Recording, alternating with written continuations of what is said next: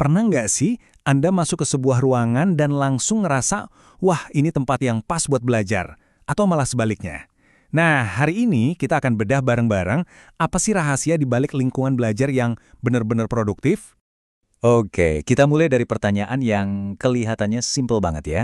Seperti apa sih ruang kelas yang sempurna itu? Tapi ternyata jawabannya, jauh lebih kompleks dari yang kita bayangkan. Nah, buat nemuin jawabannya, yuk kita intip 4 ruang kelas yang beda banget satu sama lain. Masing-masing punya cerita unik. Coba kita lihat perbedaannya. Di satu sisi, ada kelasnya Pak Aragon, tenang, teratur, semua fokus. Tapi di sisi lain, wah kelasnya Pak Boitano ini kayak medan perang, kacau banget. Sekarang kita lihat dua contoh lagi. Kelasnya Pak Kavalini, nih riuh penuh semangat karena lagi debat seru. Beda banget sama kelasnya Pak Durocher yang super hening, siswanya patuh banget sama puluhan aturan ketat. Tapi prestasinya malah rendah. Jadi, apa artinya ini semua? Apakah kelas yang tenang itu pasti lebih baik? Ternyata, belum tentu.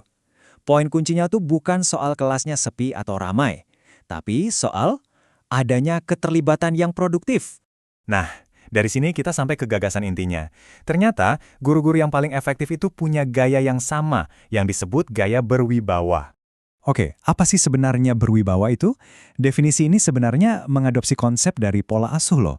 Jadi, guru itu menciptakan lingkungan yang penuh kasih sayang dan suportif. Tapi, di saat yang sama, mereka juga punya ekspektasi tinggi dan batasan yang jelas dan masuk akal.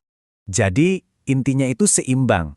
Ada kehangatan, ada dukungan, tapi juga ada aturan yang jelas dan ditegakkan secara konsisten. Mereka juga jelasin kenapa sebuah perilaku itu boleh atau enggak. Bahkan, siswa dilibatkan dalam membuat keputusan. Ini semua ngebangun fondasi rasa hormat dan aman di kelas. Oke, teorinya keren ya, tapi gimana prakteknya?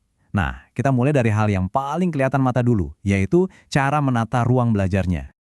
Tujuannya simple, kita mau desain ruangan yang benar-benar mendukung proses belajar. Misalnya, atur meja kursi biar interaksinya pas. Jangan sampai dindingnya terlalu ramai sampai bikin buyar. Pastikan juga jalur lalu lalang gampang, dan semua siswa bisa menjangkau alat-alat yang mereka butuhin. Oh ya, satu tips penting, siswa yang sering melamun, tempatkan di dekat kita. Coba deh perhatikan gambar ini. Keren banget kan? Yang menarik di sini tuh bukan cuma soal rapi atau bagusnya, tapi soal fleksibilitasnya. Ruangan ini siap dipakai buat apa aja. Mau kerja kelompok? Bisa. Mau kerja sendiri-sendiri? Bisa. Atau mau dengerin penjelasan guru bareng-bareng? Juga bisa. Semua udah dipikirin. Tapi sebenarnya tata ruang sebagus apapun nggak akan ada artinya tanpa satu hal ini. Ya, elemen yang paling krusial dari semuanya adalah faktor manusianya. Kualitas hubungan antara guru dan siswa. Dan ini bukan cuma omong kosong loh. Hampir semua penelitian setuju kalau ini adalah faktor nomor satu. Ya, nomor satu. Inilah yang paling nentuin kesejahteraan siswa, motivasi mereka, dan pada akhirnya hasil belajar mereka. Tapi peduli dan hormat itu bukan cuma soal nunjukin rasa sayang atau jadi guru yang baik hati aja ya. Kadang guru baru salah kaprah di sini. Peduli itu juga berarti kita nyiapin pelajaran dengan matang. Kita punya ekspektasi yang tinggi tapi tetap realistis buat siswa-siswa kita. Itu baru namanya peduli beneran. Terus gimana caranya bangun koneksi personal yang kuat? Nah, ada satu alat yang ampuh banget. Jurnal dialog dua arah. Ini kayak buku harian, tapi antara guru dan satu siswa, dan sifatnya pribadi. Dan ini bukti nyatanya. Lihat deh contoh jurnal ini. Di sebelah kiri, ada guru yang jadi nyambung sama muridnya karena ternyata sama-sama suka olahraga. Di kanan, ada momen yang penting banget, di mana seorang guru bisa meluruskan kesalahpahaman sama muridnya lewat tulisan. Bayangin kalau ini nggak terjadi kan, bener-bener kuat banget efeknya. Oke, itu kan kalau hubungannya baik-baik aja. Tapi, gimana kalau hubungannya udah terlanjur tegang? Atau mungkin dari awal udah nggak enak? Langkah pertamanya adalah jujur sama diri sendiri. Coba kita cek, jangan-jangan kita punya perasaan gak enak, mungkin sebel atau marah ke siswa itu, atau mungkin omongan kita ke dia isinya kritik melulu, atau yang paling parah kita udah ngerasa nyerah, ngerasa nggak akan bisa dekat sama siswa ini. Nah, ngenalin tanda-tanda ini tuh krusial banget. Kalau udah sadar, terus gimana? Untungnya, ada 3 langkah konkret yang bisa kita coba. Pertama, ajak ngobrol 4 mata, bicarain masalahnya secara terbuka. Kedua, coba deh, pikirin kemungkinan lain kenapa dia begitu. Jangan-jangan ada alasan yang kita nggak tahu. Dan ketiga, luangkan waktu bareng dia di luar konteks pelajaran. Mungkin makan bareng atau ngobrolin hobi, sesuatu yang lebih santai. Jadi, kalau kita tarik benang merahnya, menciptakan kelas yang produktif itu bukan cuma soal bikin aturan atau nata kursi, jauh lebih dari itu. Ini soal membangun sebuah komunitas. Komunitas di mana ada keseimbangan antara ekspektasi yang tinggi dan hubungan yang kuat dan saling mendukung. Pernah nggak sih Anda masuk ke sebuah ruangan, entah itu kelas atau kantor, dan langsung bisa merasakan gitu auranya? Kadang terasa positif dan bikin semangat, tapi kadang terasa kacau dan bikin capek. Nah, hari ini kita akan bongkar apa sih sebenarnya yang ada di balik perasaan itu. Dan kita akan kupas tuntas 3 pilar yang jadi fondasi lingkungan belajar yang hebat. Entah Anda seorang guru, murid, atau bahkan orang tua, kita semua pasti pernah merasakan bedanya kan? Ternyata ini bukan kebetulan atau sulap, ada ilmunya loh di balik itu semua. Dan rahasianya itu terletak pada 3 pilar fundamental ini. 3 pilar inilah yang menopang setiap lingkungan belajar yang sukses. Jadi, mari kita lihat apa aja sih ketiga pilar ini? Oke, jadi ini dia peta perjalanan kita. Kita akan mulai dengan pilar pertama, yaitu menciptakan atmosfer yang tepat. Lalu kita lanjut ke pilar kedua, membangun komunitas yang solid. Setelah itu, pilar ketiga, menetapkan batasan yang jelas. Dan ini nih kuncinya, kita juga akan bahas gimana caranya membuat aturan itu benar-benar berfungsi. Oke, kita langsung masuk ke pilar yang pertama, atmosfer. Ini tuh kayak udara di dalam ruangan. Nggak kelihatan tapi penting banget. Inilah yang bikin kita ngerasa nyaman, aman, dan positif pas pertama kali kita masuk ke dalam kelas. Jadi, gimana cara menciptakannya? Kuncinya itu keseimbangan. Coba bayangkan timbangan ini deh. Di satu sisi, kita mau siswa punya tujuan dan tanggung jawab. Tapi di sisi lain, kita harus hindari suasana yang mengancam atau pengawasan yang berlebihan. Intinya, kita harus lebih fokus pada kelebihan siswa. Apa yang sudah mereka lakukan dengan benar, bukan cuma nyari-nyari salahnya aja. Biar lebih kebayang, kita lihat contoh nyata ini. Bayangin ada siswa namanya Gerard, super semangat dan suka nyeletuk jawab. Nah, pendekatannya mengancam bakal bilang, "Kamu ini gimana sih? Gak bisa main, teriak aja." Langsung drop kan semangatnya. Beda banget sama guru yang membangun atmosfer positif, yang bakal bilang, "Wah, idenya bagus, yuk kita coba cari waktu yang pas buat ngomong ya." Lihat bedanya, pesannya mirip, tapi dampaknya jauh banget. Selanjutnya, pilar kedua, membangun komunitas. Setelah kita punya atmosfer yang positif, langkah berikutnya adalah membangun hubungan antar manusianya, rasa saling memiliki, dan merasa jadi bagian dari sebuah tim. Nah, ini poin pentingnya. Komunitas itu lebih dari sekedar ayo kita semua ramah. Ini soal punya keyakinan bareng kalau kita ini satu tim yang saling dukung buat mencapai tujuan yang sama. Rasa memiliki seperti ini tuh motivator yang kuat banget loh. Dan terkadang, hal-hal kecil bisa memberikan dampak besar. Coba lihat contoh ini. Poster-poster pengingat di dinding kelas ini bukan sekedar hiasan loh. Ini adalah cara jitu untuk menetapkan ekspektasi yang jelas tentang cara berinteraksi.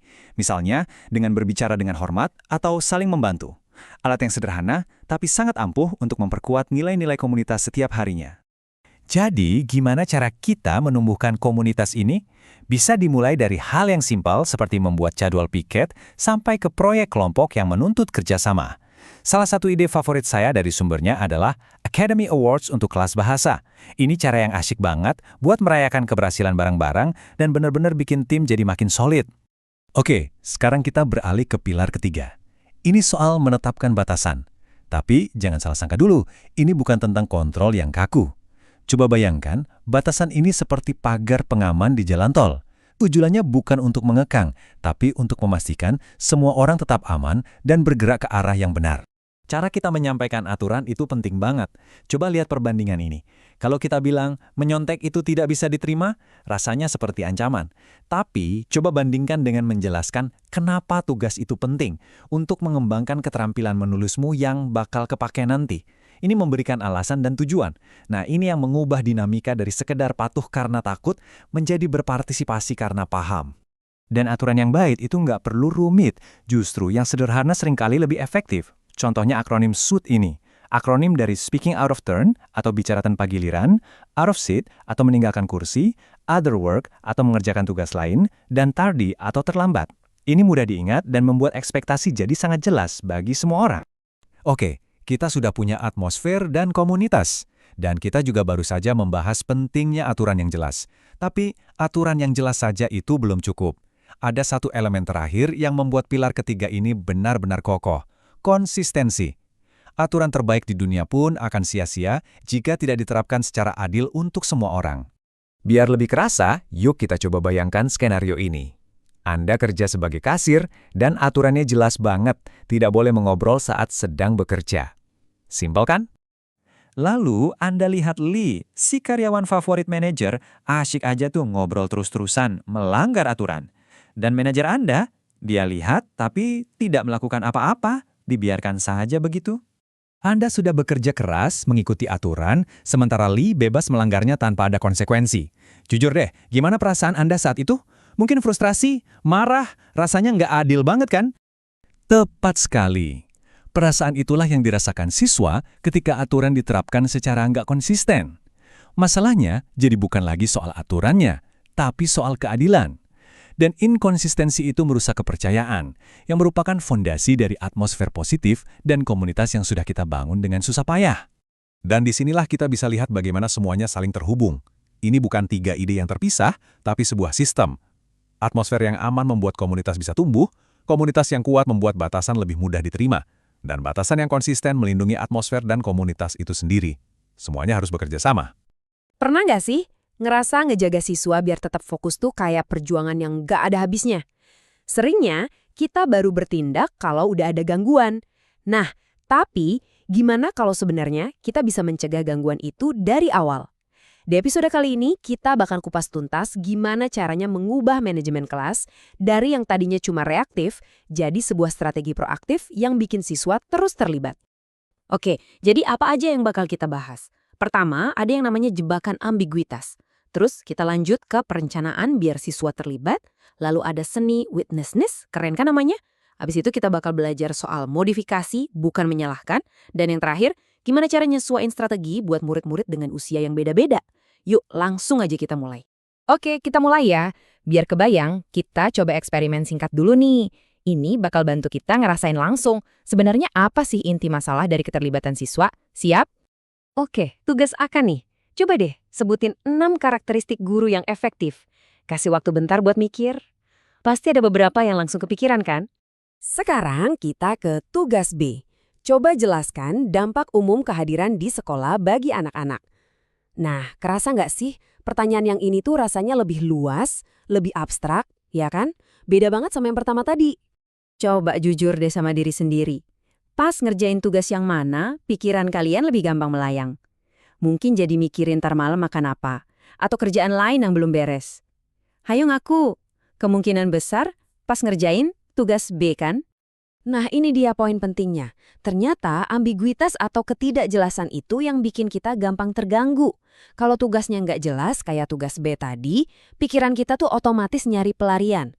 Sebaliknya, kalau ada struktur yang jelas kayak tugas A, kita jadi lebih gampang fokus.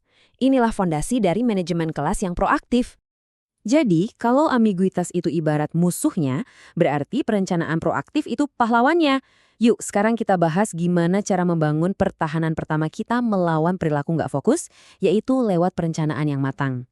Gimana sih ciri-ciri aktivitas yang direncanain dengan baik? Pertama, tugasnya harus terasa ada gunanya. Terus, semua materi udah siap dari awal. Jaga juga ritme kelasnya, biar dinamis. Penting juga nih, kasih tahu siswa agenda hari itu apa, dan pastiin tingkat kesulitan tugasnya pas. Ini semua kunci biar mereka tetap fokus dari awal sampai akhir. Nah, waktu transisi, misalnya pergantian pelajaran atau aktivitas, ini momen paling rawan buat jadi kacau. Disinilah strategi proaktif kepake banget. Buat anak-anak SD, siapin tugas, kerjakan sekarang begitu mereka masuk. Kalau buat anak SMP, bisa diminta nyalin PR dulu. Nah, buat anak SMA, bisa dimulai dengan nulis singkat atau pegangan ringan. Ini efektif banget buat ngatur mood kelas. Oke, tadi kan kita udah bahas soal perencanaan sebelum kelas. Sekarang kita naik level nih, kita bahas soal kesadaran aktif di dalam kelas. Para ahli nyebut ini seni witnessness. Keren ya? Jadi, witness itu apa sih? Gampangnya, ini tuh kayak punya mata di belakang kepala. Kita sadar terus sama semua yang terjadi di kelas, jadi bisa nanganin masalah pas masih kecil sebelum jadi besar. Tujuannya bukan buat jadi polisi kelas, tapi lebih kayak jadi konduktor orkestra yang peka sama semua instrumen. Biar bisa punya witness ini, emang butuh latihan. Coba deh, Biasain buat scan seluruh ruangan, jangan cuma liatin murid yang di depan aja. Sering-sering juga kontak mata sama tiap siswa. Ini ampuh banget. Oh ya, ada satu tips keren. Coba rekam diri sendiri pas lagi ngajar. Nanti pas ditonton ulang, Anda pasti kaget lihat apa aja yang sebenarnya terjadi dan apa aja yang kelewat. Oke, kita masuk ke strategi yang lebih dalam lagi nih.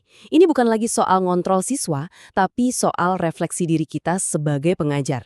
Jadi, pas ada siswa yang nggak fokus, langkah pertama kita seharusnya adalah ngaca dulu. Ini tuh perubahan mindset yang gede banget. Jadi, sebelum kita ngecap seorang siswa nakal atau malas, kita tanya dulu ke diri sendiri. Jangan-jangan cara ngajar saya yang bikin dia kayak gitu. Nah, ini ngegeser fokus kita dari yang tadinya mau mengontrol jadi memfasilitasi. Coba deh, tanyain ini ke diri sendiri. Apa siswa frustrasi karena pelajarannya kesusahan? Atau jangan-jangan mereka bosen karena materinya kegampangan? Mungkin mereka cemas kalau harus kerja kelompok? Dengan ngerti akar masalahnya, kita bisa modifikasi cara ngajar kita, bukan cuma ngehukum perilakunya aja. Nah, strategi terakhir yang paling penting adalah soal penyesuaian. Guru yang hebat itu tahu manajemen kelas itu nggak bisa satu untuk semua. Cara yang ampuh buat anak kelas 2 SD bisa jadi gagal total kalau diterapin ke anak kelas 1 SMA, kan? Oke, kita mulai dari murid-murid kita yang paling muda dulu ya. Di jenjang ini tuh ada tantangan dan peluangnya sendiri buat kebentuk kebiasaan baik dan keterlibatan di kelas. Kalau buat anak TK sampai kelas 5 SD, tantangan terbesarnya itu rentang perhatian mereka kan masih pendek ya, dan mereka juga masih belajar ngatur diri sendiri. Jadi, strategi yang paling pas itu ya kasih arahan yang singkat dan jelas, jangan pelit pujian, dan sediain juga aktivitas fisik yang terstruktur biar energi mereka tersalurkan. Sekarang kita geser ke jenjang yang lebih tinggi, anak SMP dan SMA. Nah, di sini tantangannya jelas beda banget, jadi strateginya juga harus ikut berubah. Buat siswa kelas 6 sampai 12, dunia sosial itu jadi pusat perhatian mereka. Rasa cemas pas transisi sekolah, tekanan dari teman-teman, sampai isu bullying, itu semua jadi faktor penting. Jadi, pendekatan proaktif di sini lebih ke ngebangun hubungan yang kuat sama mereka, nangani bullying secara langsung, dan kasih dukungan, baik secara akademik maupun emosional. Oke, jadi kalau kita rangkum, bedanya kelihatan jelas banget kan? Manajemen reaktif itu kayak petugas pemadam kebakaran. Sibuk matiin api terus, capek, dan fokusnya ke hukuman. Nah, kalau manajemen proaktif, kita itu kayak arsitek yang ngerancang bangunan tahan api. Fokusnya ke pencegahan, keterlibatan, dan menciptakan lingkungan belajar yang tenang dan terstruktur. Halo semuanya, selamat datang. Pernah nggak sih kita udah ngerancang pelajaran yang kayaknya sempurna banget, tapi kok hasilnya nggak sesuai harapan? Hari ini kita bakal ngobrolin gimana caranya menciptakan lingkungan belajar yang produktif, bukan cuma buat sebagian siswa, tapi buat setiap siswa.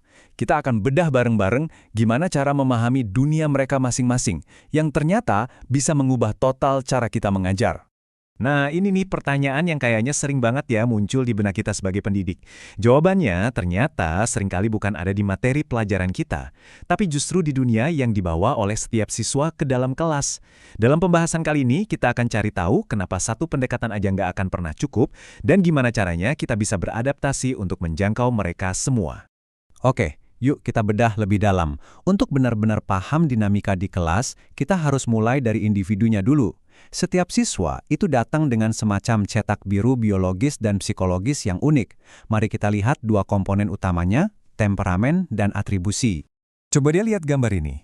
Ini pengingat yang penting banget buat kita. Waktu kita lihat ada siswa yang kelihatannya gampang teralihkan atau super energik, itu nggak selalu pilihan sadar loh. Seringkali akarnya itu ada di biologis mereka, sesuatu yang berada di luar kendali langsung mereka. Nah, kecenderungan alami ini ada namanya yaitu temperamen. Ini tuh semacam fondasi biologis kita. Ada siswa yang pembawaannya tenang, ada juga yang lebih aktif. Poin pentingnya di sini adalah memahami ini bukan buat ngasih label, tapi buat ngerti titik awal setiap siswa itu seperti apa. Nah, sekarang giliran kita nih sebagai pendidik. Atribusi itu ya cerita yang kita bikin sendiri di kepala kita. Apakah cerita kita bunyinya, wah anak ini males dan sengaja cari gara-gara, atau bisa nggak kita ubah ceritanya jadi, kira-kira apa ya yang lagi terjadi sama anak ini sampai dia berperilaku seperti ini? Mengubah narasi kita dari menghakimi jadi penasaran, itu kunci pertama untuk membuka potensi setiap siswa. Tentu aja, siswa itu kan nggak hidup di ruang hampa ya. Sekarang kita coba perluas pandangan kita untuk melihat gimana faktor-faktor dari luar kelas, misalnya budaya, gender, dan latar belakang sosioekonomi, ikut membentuk kebutuhan dan perilaku belajar mereka. Kadang-kadang kita mikir, wah pasti butuh strategi yang rumit banget nih buat menjangkau siswa dari berbagai latar belakang.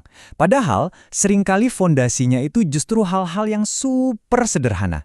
Hal-hal seperti tersenyum atau menatap mata mereka saat bicara, itu mengirim pesan yang kuat banget. Kamu saya lihat, kamu diterima di sini. Nah, inilah fondasi kepercayaan yang bikin proses belajar bisa terjadi.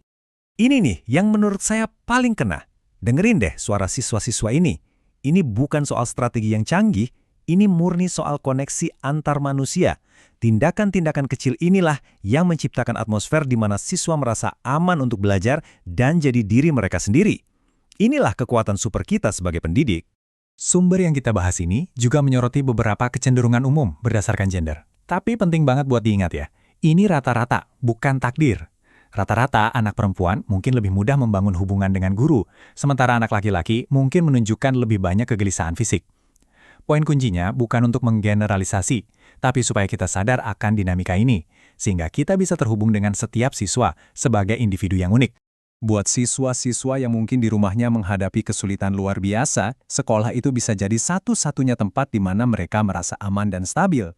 Kelas yang hangat, terstruktur, dan aman, itu nggak cuma bantu mereka belajar akademik loh, tapi juga membangun ketangguhan yang akan mereka bawa seumur hidup. Oke, tadi kita udah bahas kenapanya, sekarang kita masuk ke bagian gimananya. Bagian ini isinya tentang strategi-strategi yang bisa langsung kita terapkan. Kita akan lihat beberapa perangkat praktis untuk mendukung siswa dengan berbagai kebutuhan khusus di dalam kelas kita. Prinsipnya sebetulnya simpel banget, tapi seringkali kita lupa. Dukungannya harus pas, harus sesuai sama kebutuhannya. Anggap aja setiap tantangan siswa itu kayak gembok yang unik. Kita nggak bisa dong pakai satu kunci buat buka semua gembok. Tugas kita adalah mengamati dengan jeli untuk tahu bentuk gemboknya, baru deh kita pilih kunci yang tepat.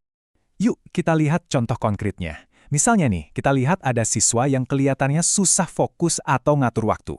Strateginya bukan dengan menghukum, justru sebaliknya. Kita perkuat aturan yang jelas, kasih pujian langsung begitu mereka melakukan hal yang benar, dan secara aktif kita ajarkan cara mengatur diri.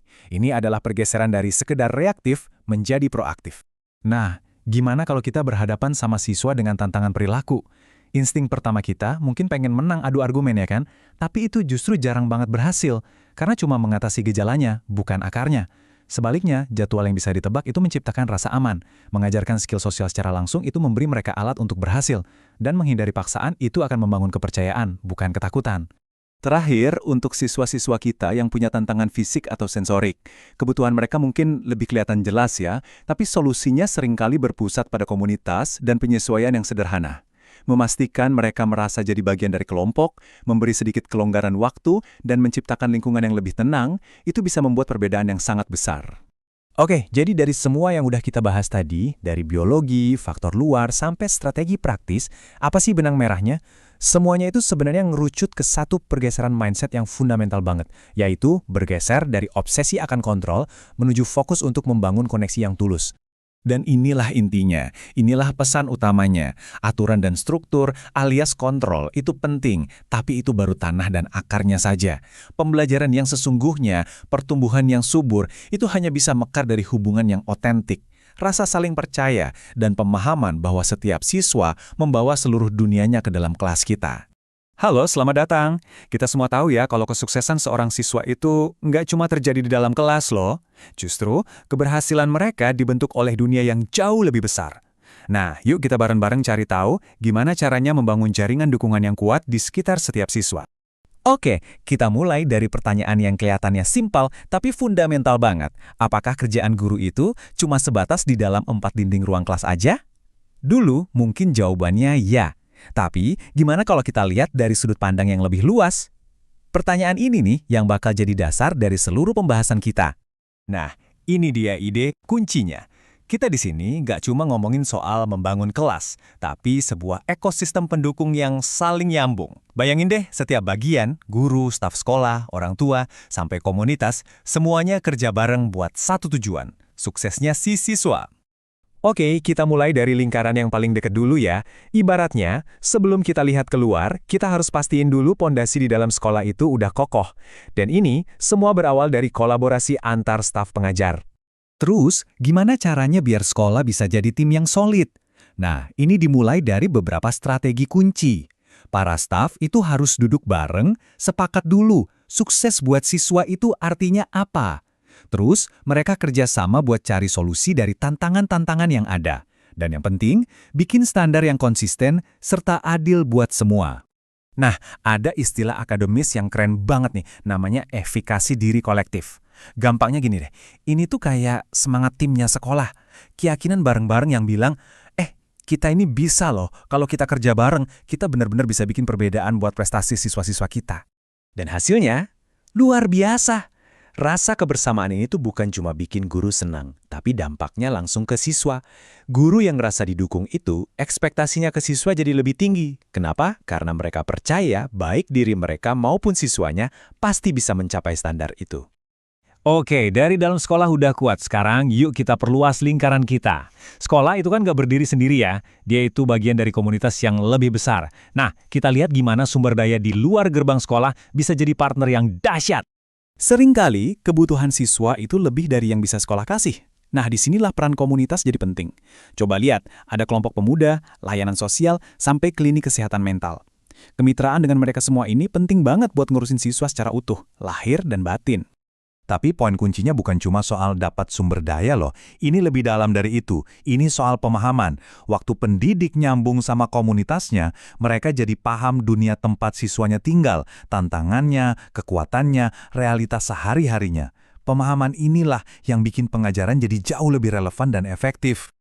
Sekarang, kita masuk ke lingkaran yang paling krusial. Bisa dibilang yang paling kuat, aliansi antara sekolah dan rumah. Yap, kita ngomongin kemitraan dengan orang tua. Prinsipnya simpel aja sebetulnya. Kalau mau kemitraan yang beneran, komunikasi itu harus dua arah. Nggak bisa cuma dari sekolah ke rumah aja. Harus ada dialog, tukar ide, dan yang paling penting, saling menghargai. Nah, di sini kelihatan jelas banget bedanya. Di satu sisi, ada model yang cuma menginformasikan. Sekolah ngasih buletin, update website, kasih rapor. Infonya ngalir satu arah. Di sisi lain, ada model bermitra. Ini beda. Ada pertemuan, telepon, diskusi. Infonya bolak-balik antara sekolah dan rumah. Tujuannya bukan cuma ngasih tahu, tapi kolaborasi. Biar lebih praktis, coba deh kita lihat contohnya di pertemuan orang tua dan guru. Daripada cuma ngelaporin nilai, model yang efektif itu ada 3 langkah. Pertama, persiapan. Siapin agenda dan review hasil kerja siswa. Kedua, kolaborasi. Ini penting, kita justru aktif cari masukan dari orang tua. Dan ketiga, tindak lanjut.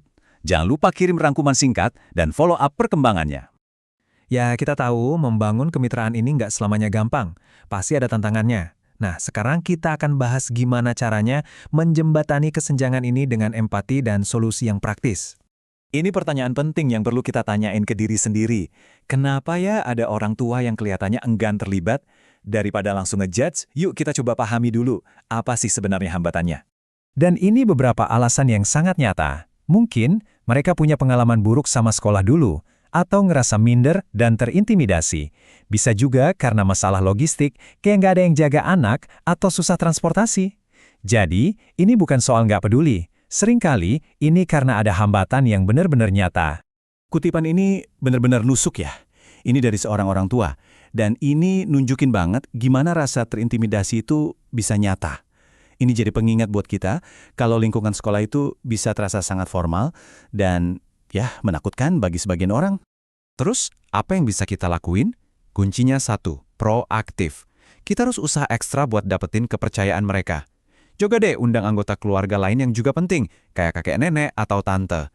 Kasih saran-saran praktis kegiatan belajar di rumah. Cari tahu kelebihan mereka dan ajak mereka berbagi.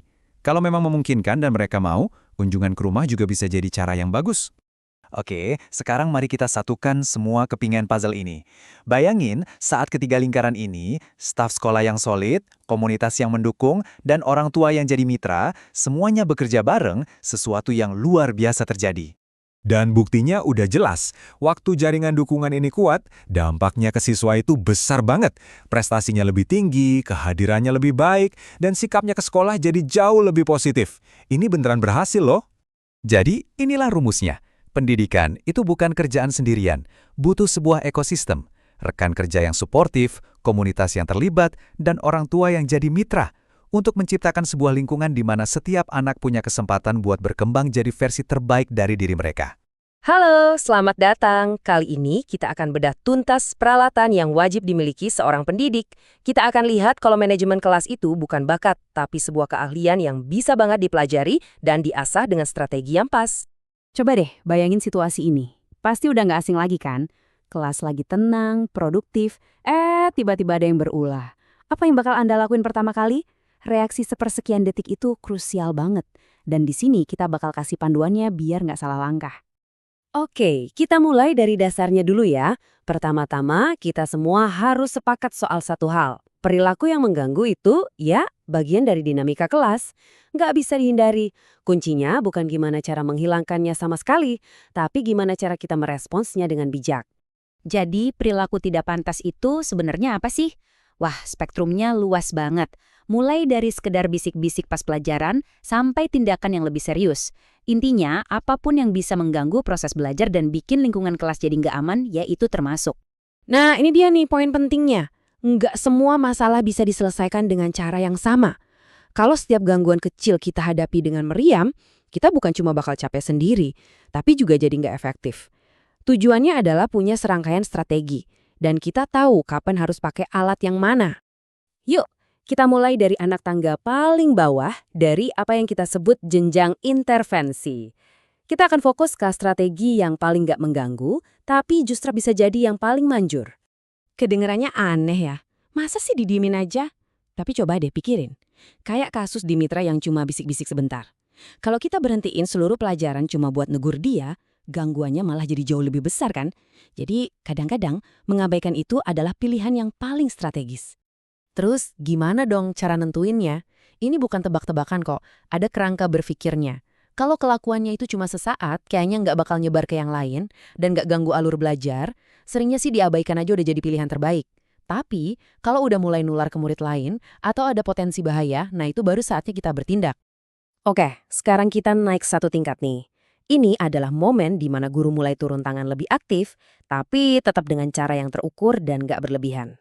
Memberi isyarat atau ngodein, ini benar-benar sebuah seni loh. Kadang cuma kontak mata sepersekian detik, gelengan kepala sedikit, atau sekedar jalan mendekati meja murid yang lagi berulah, itu pesannya bisa lebih ngena daripada omelan panjang lebar. Ini cara ampuh buat ngatasin masalah kecil tanpa bikin si isi kelas buyar konsentrasinya. Sekarang, coba kita jeda sebentar. Dengerin kutipan dari seorang murid ini. Dalam banget kan? Ini pengingat penting buat kita semua, bahwa apa yang kita lihat di permukaan sebagai pembangkangan, seringkali akarnya itu rasa frustrasi, bingung, atau ada kebutuhan dia yang nggak terpenuhi. Bukan murni karena niatnya jelek. Nah, buat masalah yang kejadian terus-terusan, misalnya kayak Alonzo yang telat melulu, negur dia di depan teman-temannya, itu bisa jadi bumerang. Dia bisa jadi malah defensif, atau malah seneng dapat perhatian negatif yang mungkin dia cari. Ngobrol empat mata itu jauh lebih produktif. Terus gimana caranya ngobrol empat mata yang efektif? Ada petanya nih. Pertama, jelasin perilakunya secara fakta, jangan ngejudge orangnya. Kedua, pakai pesan saya, jelasin dampaknya dari sudut pandang kita. Ketiga, dan ini yang paling penting, dengerin versi cerita dari dia dengan empati. Terakhir, kasih dia kendali dengan nawarin pilihan. Tujuannya membangun jembatan, bukan tembok. Oke, ngobrol pribadi itu efektif buat perilaku yang kelihatan jelas. Tapi gimana kalau perilakunya itu lebih halus, lebih subtle, tapi dampaknya bisa dalam banget? Sekarang kita masuk ke topik yang sangat penting dan butuh kepekaan ekstra, mikroagresi. Jadi, apa itu mikroagresi? Kata kuncinya di sini tuh kelihatannya sepele dan seringnya nggak sengaja. Mungkin niat orang yang lakuin itu baik, tapi dampaknya ke yang menerima bisa sangat menyakitkan. Kenapa? Karena secara nggak langsung, itu menguatkan stereotip negatif yang ada di masyarakat. Biar lebih kebayang kita lihat contohnya ya. Waktu Mark, seorang remaja Afrika Amerika, dilihatin terus di toko, pesan tersembunyi yang dia terima adalah, kamu dicurigai sebagai pencuri. Atau waktu Amy, yang diadopsi ditanya soal orang tua kandungnya, itu secara nggak langsung seolah-olah bilang kalau keluarga yang membesarkannya itu nggak nyata. Nah, dampak tersembunyi inilah yang harus kita sadari. Terus kita harus gimana dong? Langkah pertama, ya belajar. kita harus cari tahu lebih banyak tentang berbagai macam latar belakang dan pengalaman murid-murid kita. Kalau ada kejadian, jangan langsung nyalahin, tapi fokus pada kenapa komentar itu bermasalah. Dan kalau ternyata kita sendiri yang salah ngomong, namanya juga manusia, akui dampaknya, minta maaf yang tulus, dan jadikan itu pelajaran. Baiklah, kita udah ngebahas banyak banget nih. Yuk, sekarang kita rangkum poin-poin kuncinya, biar kerangka berpikirnya makin nempel di kepala. Intinya tuh ini, anggap aja ini kayak contekan di saku Anda. Setiap kali ada perilaku yang mengganggu, tanya ke diri sendiri. Intervensi paling ringan apa ya yang bisa efektif di sini? Mulai dari yang paling bawah, abaikan dulu kalau bisa. Kalau nggak bisa, kasih kode atau isyarat nonverbal. Masih nggak bisa juga, baru deh naik level diskusi pribadi. Halo para guru hebat, setiap dari kita pasti tahu rasanya menghadapi berbagai tantangan perilaku di dalam kelas. Hari ini kita akan bongkar perangkat khusus untuk guru. Mulai dari cara merespon dengan cepat sampai strategi yang lebih mendalam supaya kita bisa menciptakan suasana belajar yang lebih nyaman dan produktif. Yuk kita mulai. Pernah kan merasa kayak gini? Suasana kelas yang terasa sedikit kacau. Ada yang ngobrol, ada yang melamun, ada yang nyeletuk jawab pertanyaan padahal belum ditunjuk. Ini situasi yang sangat wajar terjadi kok. Kuncinya adalah tahu harus mulai dari mana. Nah, mari kita bedah perangkat pertama kita. Oke, hal pertama yang perlu kita ingat, nggak semua perilaku itu butuh respons yang besar. Seringkali justru intervensi yang simpel dan langsung di tempat itu yang paling ampuh buat gangguan-gangguan kecil. Coba kita lihat beberapa contohnya ya. Kuncinya itu adalah memilih mana pertempuran yang perlu kita ladeni. Kadang, tindakan terbaik itu justru tidak melakukan apa-apa. Misalnya ada murid yang oper-operan kertas di akhir kelas. Itu kan nggak mengganggu dan kemungkinan besar nggak akan diulang lagi. Kalau masalahnya lebih kecil, kayak lupa nutup buku pas mau ujian, kasih kode atau isyarat nonverbal aja udah cukup. Tapi, kalau masalahnya berlanjut, misalnya sering telat, nah baru deh ngobrol secara pribadi jadi langkah yang paling masuk akal. Sekarang, kita naik level. Daripada kita terus-terusan jadi pemadam kebakaran yang bereaksi terhadap masalah, gimana kalau kita bekali siswa dengan alat untuk ngatur perilaku mereka sendiri? Nah, disinilah konsep regulasi diri jadi penting banget. Ini bukan cuma soal ketertiban kelas loh, tapi soal ngajarin keahlian yang berguna seumur hidup. Biar lebih kebayang, yuk kita kenalan sama dua tipe siswa yang mungkin sering kita temui. Ada Bradley, si pemimpi. Sebenarnya hasil kerjanya bagus, tapi pikirannya itu sering banget jalan-jalan kemana-mana. Terus ada Georgia yang super antusias, tapi saking semangatnya jadi sering nyeletuk. Keduanya nggak punya niat jahat, tapi perilaku mereka bisa sedikit mengganggu alur pelajaran kan? Nah, bagian yang paling menarik di sini adalah betapa sederhananya solusinya. Buat Bradley, cuma pakai timer tiap 5 menit itu bisa mengubah kesadaran yang abstrak jadi tindakan yang nyata. Buat Georgia, dengan membuat tanda centang, dia jadi sadar, oh ternyata aku sesering ini ya nyeletuk. Intinya adalah, kita bantu mereka melihat sesuatu yang tadinya nggak kelihatan. Untuk siswa kayak Georgia, kita bisa kasih jurus tambahan, namanya instruksi diri. Ini kayak kita kasih mereka skrip atau mantra kecil di dalam kepala untuk diikuti.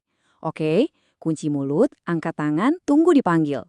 Mengulang kalimat ini di pikiran bisa banget ngebantu mereka ngerem impuls dan ngasih kontrol lebih. Terus gimana cara memotivasi mereka? Kita bisa tambahin sedikit permainan dengan konsekuensi yang mereka tentukan sendiri.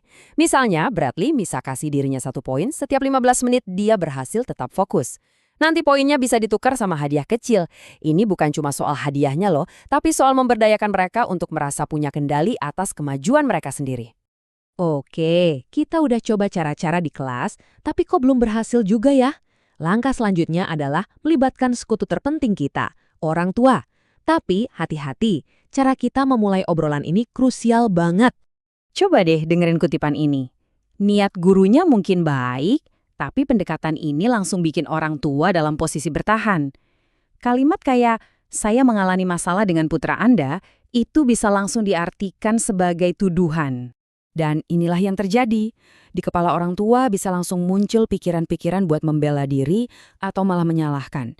Mereka mungkin ngerasa diserang, mikir jangan-jangan gurunya nggak suka sama anak mereka, atau ngerasa semua beban dilimpahin ke mereka. Pintu buat kerjasama yang baik bisa langsung tertutup bahkan sebelum obrolan dimulai. Sekarang, coba kita bandingkan sama pendekatan ini. Kita mulai sebagai mitra. Tanya dulu, Apakah Bapak atau Ibu memperhatikan hal yang sama di rumah? Lalu sampaikan fakta, bukan opini. Bukan bilang Caroline males, tapi bilang Caroline baru menyerahkan sepertiga dari total PR-nya. Terus yang paling penting, cari solusinya bareng-bareng. Ini soal kita melawan masalah, bukan Anda melawan anak Anda. Tapi gimana kalau kita menghadapi perilaku yang lebih menantang, yang nggak mempan sama strategi-strategi awal tadi? Nah, untuk masalah yang lebih persisten, kita butuh pendekatan yang lebih terstruktur. Mari kita lihat dua kasus yang lebih sulit. Ada Amelia yang kalau marah kata-katanya bisa kasar. Lalu ada Tucker yang nggak bisa diem di kursinya dan terus keliling kelas. Perilaku kayak gini kan sangat mengganggu proses belajar. Bukan cuma buat mereka, tapi juga buat teman-temannya. Untuk siswa seperti Amelia, pendekatan seperti terapi perilaku kognitif atau CBT bisa sangat bermanfaat. Intinya bukan hukuman, tapi pengajaran. Misalnya, lewat main peran singkat, kita bisa kasih contoh cara yang lebih baik untuk mengekspresikan rasa kesal. Jadi, kita kasih dia alat baru untuk menggantikan perilaku yang lama.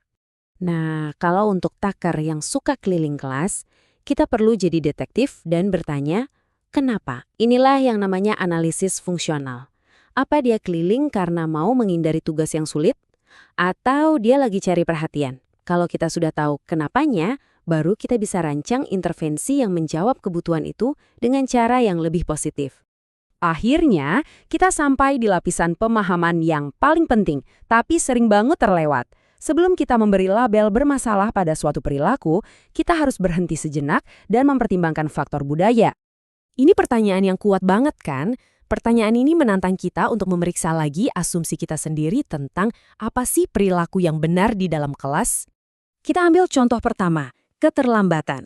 Di banyak budaya sekolah, ketepatan waktu itu harga mati.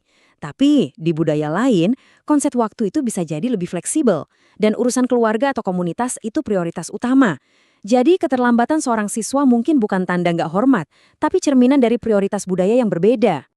Nah, ini contoh yang lebih jelas lagi. Berbagi jawaban pas kuis. Di satu sisi, itu namanya menyontek. Tapi, di budaya yang sangat menjunjung tinggi kerjasama kelompok di atas prestasi individu, membantu teman sekelas bisa jadi dianggap sebagai tindakan yang benar dan setia kawan loh. Kesalahpahamannya bisa fatal di sini. Kutipan ini merangkum semuanya dengan sempurna. Tugas kita sebagai pendidik bukan untuk menghakimi, tapi untuk memahami. Ini tentang membangun jembatan antara harapan yang ada di sekolah dengan latar belakang budaya siswa-siswa kita. Kita sering banget kan dengar berita soal kekerasan di sekolah. Tapi apa benar sekolah kita sekarang jadi tempat yang gak aman? Hari ini kita bakal coba bedah persepsi itu dan melihat sebuah kerangka kerja yang bisa bikin setiap sekolah jadi tempat yang jauh lebih aman buat semua. Oke, jadi ini yang bakal kita bahas. Kita mulai dari bongkar persepsi umum soal keamanan sekolah, terus kita masuk ke ancaman modern kayak perundungan cyber. Nah, setelah itu kita akan lihat solusinya yang proaktif lewat piramida dukungan dan gimana cara mengenali resiko yang serius. Yuk, kita mulai. Pertama-tama, yuk kita jawab pertanyaan besarnya. Apa sih bedanya antara yang diberitakan media sama data yang sebenarnya tentang keamanan sekolah? Jawabannya mungkin bakal bikin Anda kaget. Tiap kali ada berita tragis tentang kekerasan di sekolah, wajar banget kalau kita semua jadi kepikiran dan bertanya-tanya, apa sekolah anak-anak kita itu sebetulnya tempat yang gak aman? Nah, ini dia yang menarik. Percaya atau enggak, kalau kita cuma lihat data kekerasan yang parah, penelitian justru menunjukkan kalau sekolah itu mungkin salah satu tempat paling aman buat anak muda. Ini kan beda banget ya sama gambaran yang sering kita dapat dari berita. Artinya apa? Artinya, data nunjukin ada penurunan di kasus kekerasan ekstrim. Ini ngasih tahu kita kalau fokus kita mestinya nggak cuma ke insiden-insiden gede yang jarang terjadi, tapi juga ke masalah sehari-hari yang ngebentuk iklim sekolah. Contohnya perundungan, yang bakal kita bahas sekarang. Oke, sekarang kita geser ke bentuk agresi yang paling sering kita temui, perundungan, dan versi digitalnya yang lebih ribet, yaitu perundungan siber. Jadi, apa sih sebenarnya perundungan itu? Gampangnya, ada 3 unsur penting. Pertama, ada tindakan agresif yang nggak diinginkan. Kedua, ada ketidakseimbangan kekuatan, misalnya anak yang lebih kuat atau populer yang lebih lemah. Dan ketiga, kejadiannya itu berulang. Seberapa umum sih ini? Gini deh, di Amerika Serikat aja, sekitar 15% siswa ngaku jadi korban perundungan setidaknya sebulan sekali. Coba bayangin, di kelas yang isinya 30 anak, itu artinya ada sekitar 4-5 anak yang ngalamin ini rutin. Kalau perundungan biasa kan, biasanya terbatas di sekolah. Nah, perundungan siber ini, wah beda cerita. Dia bisa terjadi kapan aja, 24 jam sehari, 7 hari seminggu. Seringnya, pelakunya anonim dan bisa menyerang siswa bahkan di tempat yang harusnya paling aman, yaitu di rumah mereka sendiri. Terus, dengan tantangan yang makin rumit ini, gimana dong sekolah bisa ngatasinnya? Jawabannya tuh bukan nunggu kejadian dulu baru bereaksi, tapi dengan membangun sebuah sistem dukungan yang proaktif. Yuk kita lihat gimana caranya. Nah, ini dia ide besarnya. Sebuah piramida dukungan. Kerangka kerja ini benar-benar ngubah cara kita melihat masalah. Bukan lagi cuma fokus ke siswa yang udah bermasalah, tapi sistem ini dirancang buat dukung semua siswa dari awal. Yuk kita bedah satu persatu piramida ini, tingkat demi tingkat, biar kita paham gimana cara kerjanya di lingkungan sekolah. Tingkat pertama, ini fondasinya, dan ini buat semua siswa, tanpa terkecuali. Tujuannya simpel banget, menciptakan lingkungan sekolah yang positif, mendukung, dan jelas aturannya buat semua orang. Contoh gampangnya gimana? Ya ini, bisa sesederhana ngadain pesta es krim buat satu sekolah karena berhasil mencapai target perilaku positif. Hal-hal kayak gini bisa banget ngebangun rasa kebersamaan dan memperkuat ekspektasi yang baik. Lanjut ke tingkat I2. Nah, ini buat sekelompok kecil siswa yang mungkin mulai nunjukin tanda-tanda kesulitan, entah itu masalah sosial atau akademis. Mereka ini dikasih dukungan ekstra sebelum masalahnya jadi lebih gede. Dan di puncak piramida ada tingkat 3. Ini buat segelintir siswa, biasanya sih kurang dari 5%, yang butuh dukungan super intensif dan personal. Ini adalah intervensi yang benar-benar fokus satu persatu. Sistem piramida ini kan bagus banget buat pencegahan ya, tapi kita juga harus tetap waspada dan bisa menalin tanda-tanda peringatan pada siswa yang mungkin butuh bantuan secepatnya. Ada beberapa tanda peringatan dini yang perlu kita perhatikan. Seperti yang bisa Anda lihat di sini, hal-hal kayak menarik diri dari teman-temannya, nilai yang tiba-tiba anjlok, atau bahkan meluarin ancaman kekerasan, itu semua bisa jadi sinyal kalau seorang siswa butuh pertolongan. Dan ini penting banget buat diingat. Tanda-tanda ini bukan buat nge-labelin atau ngejudge siswa. Tujuannya adalah buat mengidentifikasi siapa yang lagi butuh bantuan, biar kita bisa pastikan mereka mendapatkannya. Jadi, pada akhirnya semuanya balik lagi ke kekuatan si piramida ini. Dengan ngebangun sistem yang ngedukung tiap siswa di tiap tingkatan, kita sama aja kayak ngebangun jaring pengaman, biar nggak ada satu anak pun yang lolos dari perhatian kita. Pernah nggak sih kalian masuk ke sebuah ruangan dan langsung bisa ngerasain energinya? Entah itu rasanya kacau atau malah penuh semangat. Nah, ruang kelas tuh persis kayak gitu. Kelas itu bukan cuma soal dinding dan meja, tapi sebuah ekosistem. Pertanyaannya, gimana caranya kita sebagai pendidik bisa jadi arsitek dari ekosistem belajar yang subur, bukan yang gersang? Yuk, kita bedah bareng-bareng cetak birunya. Coba deh bayangin kalian jadi Ibu Cornell, seorang guru baru yang masih penuh idealisme. Terus kalian dihadapkan sama kenyataan ini. Siswa keluyuran seenaknya, sengaja gangguan temennya, dan ngomong terus nggak berhenti. Ini tuh bukan lagi sekedar kelas yang berisik, ini adalah gejala dari masalah yang jauh lebih dalam. Dan masalah inilah yang bakal kita bongkar akarnya. Terus salahnya di mana? Bukan di materi pelajarannya loh. Ibu Cornell udah nyiapin pelajaran yang luar biasa. Tapi dia lupa satu hal yang fundamental. Petani yang hebat itu gak cuma fokus sama benihnya, tapi juga sama tanah tempat benih itu bakal tumbuh. Nah inilah yang sering banget kelewat. Kita sibuk ngerancang pelajaran, tapi lupa ngerancang lingkungannya. Dan inilah yang ngebedain kelas yang cuma bertahan hidup sama kelas yang benar-benar berkembang. Oke, pertama-tama kita bakal autopsi dulu sebuah kelas yang kacau. Gimana ceritanya sebuah ruangan yang tadinya penuh potensi bisa berubah jadi zona bencana belajar? Kita bakal lihat anatomi masalahnya, dan kalian bakal sadar betapa gampangnya ini terjadi kalau fondasinya nggak kuat. Ini masalahnya bukan lagi cuma 3 orang siswa. Perilaku buruk itu, jujur aja, kayak virus. Awalnya cuma 1 atau 2 orang, tapi nularnya cepet banget menginfeksi yang lain, sampai akhirnya seluruh organisme kelas jadi sakit. Di titik ini, ya udah, proses belajar berhenti total buat semua orang. Lalu, solusinya gimana? Nah, di sini kita ubah total cara mainnya. Daripada jadi pemadam kebakaran yang tiap hari sibuk madamin api masalah, kita bakal jadi arsitek yang membangun struktur tahan api dari awal. Ini adalah pergeseran mindset dari reaktif jadi proaktif. Jadi, apa sih sebenarnya manajemen kelas itu? Coba deh buang jauh-jauh pikiran soal kontrol dan disiplin. Pikirin kayak gini, tugas kita itu bukan ngendaliin siswa, tapi menciptakan kondisi di mana mereka bisa tumbuh subur. Kita ini lebih kayak tukang kebun yang rawat tanahnya, bukan polisi yang ngatur lalu lintas. Tujuannya itu pertumbuhan, bukan kepatuhan semata. Ada mitos besar nih di dunia pendidikan. Katanya, kelas yang tenang itu pasti kelas yang belajar. Beneran nggak sih? Coba kita lihat tabel ini. Lihat di Pak Kawal ini, kelasnya rame, tapi produktif. Terus ada Pak Durocer, kelasnya hening sunyi, tapi ternyata nggak ada pembelajaran yang terjadi. Artinya apa? Ukuran kesuksesan itu bukan tingkat kebisingan, tapi tingkat keterlibatan. Kelas yang berisik karena diskusi seru, itu jauh lebih baik daripada kelas yang hening karena bosen. Nah, ini dia visual perbandingan dua dunia yang beda banget. Di sebelah kiri ada guru reaktif yang energinya habis buat mademin api-api kecil setiap hari. Di kanan ada guru proaktif yang membangun benteng kokoh biar apinya susah muncul. Jadi, fokusnya bukan lagi gimana cara ngelarang yang jelek, tapi gimana cara nyiptain yang baik. Perbedaannya fundamental banget kan? Terus peran kita di sini jadi apa dong? Kita bukan teman yang ngebolehin semua hal, tapi juga bukan diktator yang cuma bisa merintah. Coba bayangin deh, kita ini kayak pelatih tim olahraga yang hebat. Mereka peduli sama pemainnya, suportif banget, tapi di saat yang sama juga nuntut performa terbaik. Mereka selalu jelasin strategi di balik setiap latihan. Nah, itulah model guru otoritatif. Oke, cetak birunya udah ada. Sekarang, waktunya kita pasang fondasi. Setiap bangunan hebat itu butuh fondasi yang kuat kan? Nah, di kelas, fondasi itu ada dua, lingkungan fisik dan iklim emosional. Yuk kita bangun dua-duanya. Tata letak kelas itu bukan cuma soal bagus-bagusan ya, ini tuh soal rekayasa perilaku. Lingkungan fisik kita itu secara diam-diam ngasih tahu siswa gimana mereka harus bersikap. Ruangan yang dirancang dengan baik untuk fokus, di mana setiap siswa bisa lihat guru dan guru bisa lihat setiap siswa, secara alami bakal ngurangin gangguan dan ningkatin interaksi positif. Kalau dari semua ini cuma ada satu hal yang boleh kalian ingat yang ini.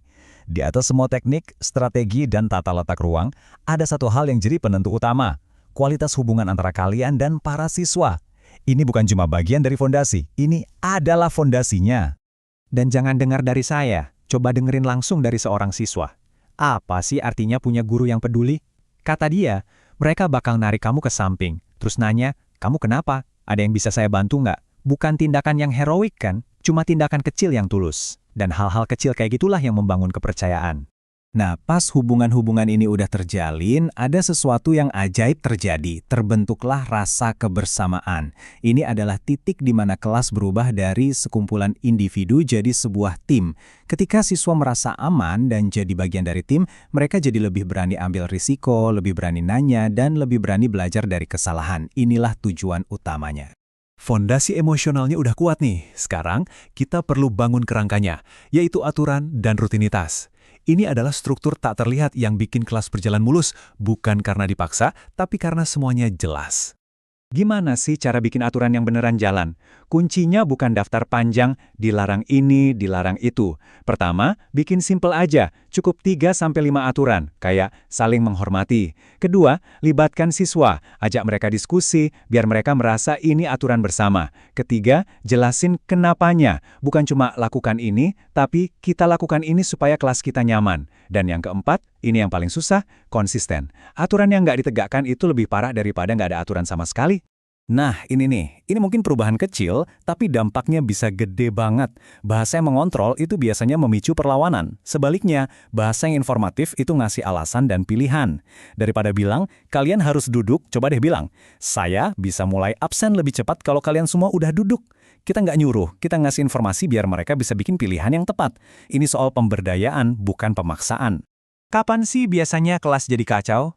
Seringnya tuh di sela-sela kegiatan pas transisi. Momen-momen ini rawan banget, jadi rencanakan. Siapin tugas singkat pas siswa baru datang, kasih peringatan 2 menit sebelum aktivitas ganti, dan punya rutinitas penutup yang jelas. Dengan ngerencanain transisi, kita menghilangkan waktu kosong tempat kebosanan dan perilaku buruk berkembang biak. Ada satu superpower nih yang dimiliki guru-guru efektif. Namanya witnessness. Gampangnya ini tuh mata di belakang kepala. Kalian tahu apa yang terjadi di setiap sudut ruangan, dan yang lebih penting, siswa kalian tahu kalau kalian tahu. Ini bukan soal ngawasin terus-terusan, tapi soal kesadaran.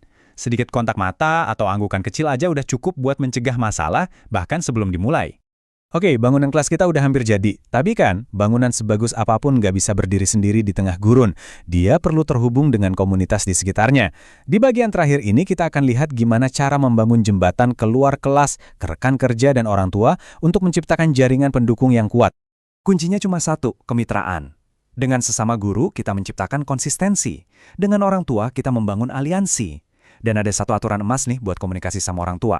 Hubungi mereka buat ngabarin yang baik-baik sebelum kita terpaksa nelpon buat ngabarin yang buruk. Satu telepon singkat buat bilang, anak bapak-bapak ibu tadi idenya keren banget di kelas. Itu bisa ngebangun kepercayaan yang, wah, nggak ternilai harganya. Dan pada akhirnya semua ini balik lagi ke satu ide utama. Tujuan kita itu bukan kontrol, tujuan kita adalah komunitas. Kita nggak sedang membangun mesin yang patuh, kita sedang memupuk sebuah taman di mana setiap individu bisa tumbuh bersama-sama. Jadi saya mau ninggalin kalian dengan satu tantangan kecil. Bukan buat ngerombak semuanya besok pagi ya, tapi buat milih satu langkah kecil aja. Apa satu hal yang bakal kalian ubah besok buat mulai membangun komunitas yang lebih kuat di kelas kalian? Mungkin itu cara kalian nyapa siswa atau satu kalimat informatif yang kalian coba gunakan. Karena pada akhirnya, lingkungan belajar yang luar biasa itu nggak dibangun dalam semalam, tapi dibangun dari satu interaksi positif ke interaksi positif lainnya. Mulai aja dari sana.